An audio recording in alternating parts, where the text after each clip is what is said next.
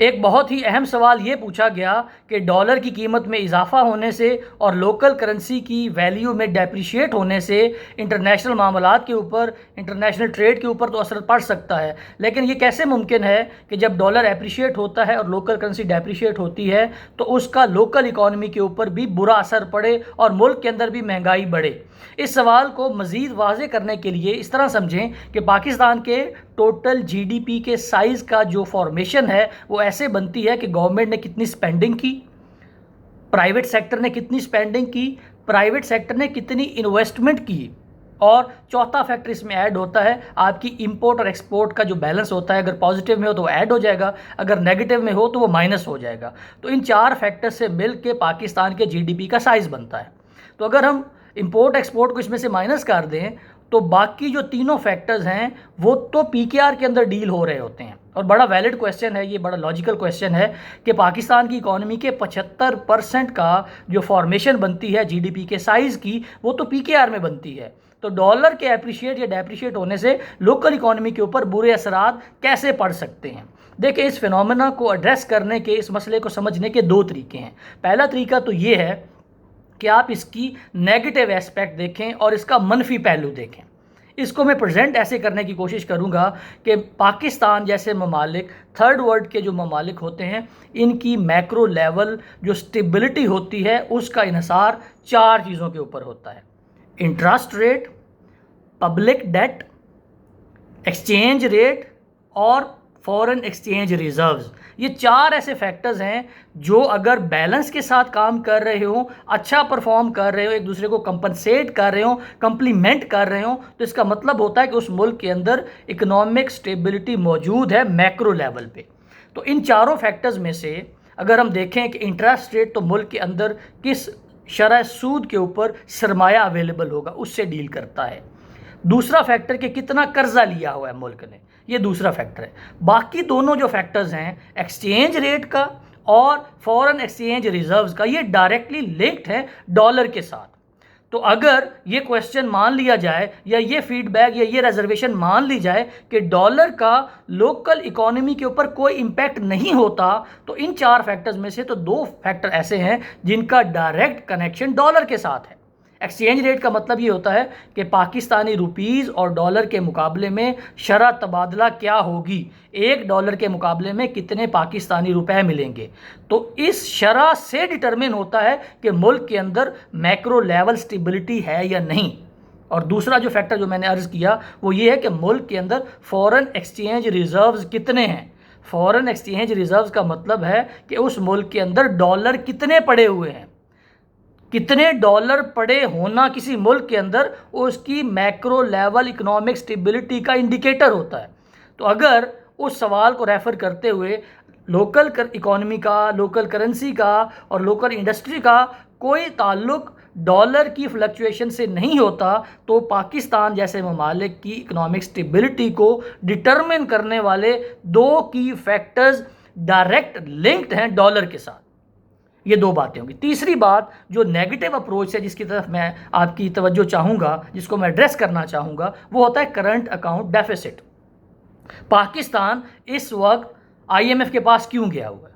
जाने के पास इसके अलावा और हमारे पास कोई चारा ही नहीं था। पाकिस्तान आईएमएफ के पास इसलिए गया हुआ है कि हमारा करंट अकाउंट डेफिसिट था। हम जितने डॉलर कमाते थे और जितने डॉलर हमने पे करने होते थे, इसके अंदर एक डेफिसिट था, एक खसारा था। तो अगर डॉलर का कोई ताल्लुक नहीं होता किसी भी मुल्क की लोकल इकोनॉमी के साथ, तो हम आईएमएफ के प्रोग्राम में क्यों गए हुए हैं? और मुल्क के अंदर जो इतना महंगाई का एक तूफ़ान आया हुआ है, तो उसके आने की एक बुनियादी वजह यह है कि हमने आईएमएफ के प्रोग्राम में जाना था। आईएमएफ के पास एक ही सोल्यूशन होता है कि इकोनॉमी को कॉन्ट्रैक्ट करें। जब हमने इकोनॉमी को कॉन्ट्रैक्ट किया, डिमांड को कंप्रेस किया, लोगों की जो परचेजिंग पावर थी वो कम हो गई, पर कैपिटा इनकम कम हो गई और मुल्क के अंदर इन्फ्लेशन भी बढ़ गई। तो जो तीसरा फैक्टर है, जो नेगेटिव अप्रोच, जैसे मैंने कहा कि अगर डॉलर का कोई इम्पैक्ट लोकल इकोनॉमी के ऊपर नहीं होता, तो पाकिस्तान इस वक्त आईएमएफ के प्रोग्राम में क्यों है। अब आते हैं इस इशू को एड्रेस करने के जो मुस्बत पहलू है। देखें, पहला जो पॉइंट समझने वाला है, जो लोग मईशत को समझना चाहते हैं, इकॉनमी को समझना चाहते हैं, वो इस बात को हमेशा मद्देनज़र रखें कि इस वक्त जो ग्लोबल फाइनेंशियल और इकोनॉमिक सिस्टम है ये एक ऑर्गेनिक होल है। एक दो ममालिक को छोड़ के, वेनेजुएला शायद इसका हिस्सा नहीं है और ईरान नहीं है और एक आधा ऐसा कोई और मुल्क है जो इसका हिस्सा नहीं है, बाकी पूरी दुनिया के जितने भी ममालिक हैं वो इस ऑर्गेनिक होल का हिस्सा हैं। रिसेशन यूरोप में होती है और महंगाई इंडिया और पाकिस्तान में बढ़ जाती है। अब एक काम जो कि यूरोप में और अमेरिका में हुआ है, नॉर्थ अमेरिका में रिसेशन आया था, उसके असरात पाकिस्तान के ऊपर कैसे पड़ गए? तो इसका क्या मतलब है कि ग्लोबल इकोनॉमिक सिस्टम एक यूनिट है, एक इकाई है, ऑर्गेनिक होल है, जिसके अगर किसी एक वेरिएबल में भी कोई चेंज आएगा तो तमाम वेरिएबल्स को इम्पैक्ट करेगा, पहली बात। दूसरी बात यह है कि पाकिस्तान की इकॉनमी को कहा जाता है कि पाकिस्तान की इकॉनमी में इंपोर्ट लेड एक्सपोर्ट्स होती हैं। जैसे मैंने पिछली वीडियो में भी अर्ज़ किया था कि पाकिस्तान में एक्सपोर्ट्स को बढ़ाने के लिए हमें इंपोर्ट करना पड़ता है। मिसाल के तौर पे पाकिस्तान क्या क्या इंपोर्ट करता है जिसकी पेमेंट हमने डॉलर में करनी होती है। पाकिस्तान ऑयल करता है, डीजल करता है, इलेक्ट्रिकल और इलेक्ट्रॉनिक्स की गुड्स करता है, प्लास्टिक करता है, कंस्ट्रक्शन की मशीनरी करता है, केमिकल करता है, ऑयल सीड करता है, खाद करता है, पाम ऑयल करता है, पेपर करता है। तो भाई ये तमाम चीज़ें जो हमारी इंडस्ट्री को चलाने के लिए इस्तेमाल होती हैं वो तो हम इंपोर्ट कर रहे हैं, उनकी पेमेंट हमने डॉलर में करनी है। तो अगर डॉलर के डेप्रीशिएट होने या एप्रीशिएट होने की वजह से इन रॉ मटेरियल की इनपुट की कॉस्ट बढ़ेगी तो हमारी जो इंडस्ट्री है उसकी इनपुट की कॉस्ट बढ़ गई, और उसने जब इनपुट की कॉस्ट जब उसकी बढ़ेगी तो वो कॉस्ट ऑफ प्रोडक्शन में ऐड होगी, कॉस्ट ऑफ प्रोडक्शन में ऐड होगी तो वो उसकी प्राइस के ऊपर रिफ्लेक्ट होगी, उसकी प्राइस के ऊपर रिफ्लेक्ट होगी तो मुल्क के अंदर वो चीज़ महंगी हो जाएगी। तो डॉलर के एप्रीशिएट होने की वजह से जो दूसरी बात समझने की है वो ये है कि हमारा रॉ मटेरियल जो कि इंपोर्ट लेड होता है, हम ज़्यादा चीज़ें बाहर से मंगवाते हैं। तो डॉक्टर फ़ारूक सलीम हैं, उन्होंने दी न्यूज़ के अंदर अलार्म बेल्स के नाम से एक आर्टिकल लिखा है। अगर आप इस मसले को मज़ीद तफसील से समझना चाहते हैं तो उनका वो आर्टिकल है, छोटा सा, वो पढ़ रहे हैं। उसमें उन्होंने कहा है कि जैसे ही किसी मुल्क के अंदर फ्लक्चुएशन होती है, इंस्टेबिलिटी होती है एक्सचेंज रेट के अंदर, तो उसका पहला इंडिकेटर ये होता है कि लोकल और इंटरनेशनल इन्वेस्टमेंट उस मुल्क के अंदर कम हो जाती है।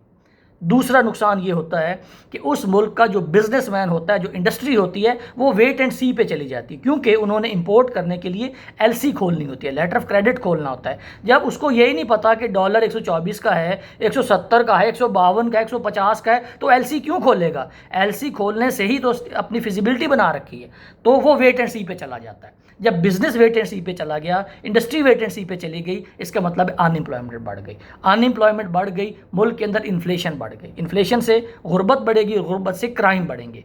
तो उनका जो फ़ारूक सलीम साहब का आर्टिकल है वो आपको इस मसले को समझने में मज़ीद हेल्प कर सकता है। तो ये चंद गुजारिशात थी उस सवाल के हवाले से जब उस साहब ने ये पूछा कि लोकल करेंसी में और लोकल इकॉनमी के ऊपर कैसे इम्पैक्ट कर सकता है डॉलर का एप्रिशिएट होना या डेप्रिशिएट होना। तो ये चंद गुजारिशात हैं उस मसले को समझने के लिए। अगर आपका कोई सवाल हो, कोई फीडबैक हो या आपको लगे कोई ऐसी बात है जो मैंने खिलाफ वाक़या की है तो ज़रूर आगाह कीजिएगा।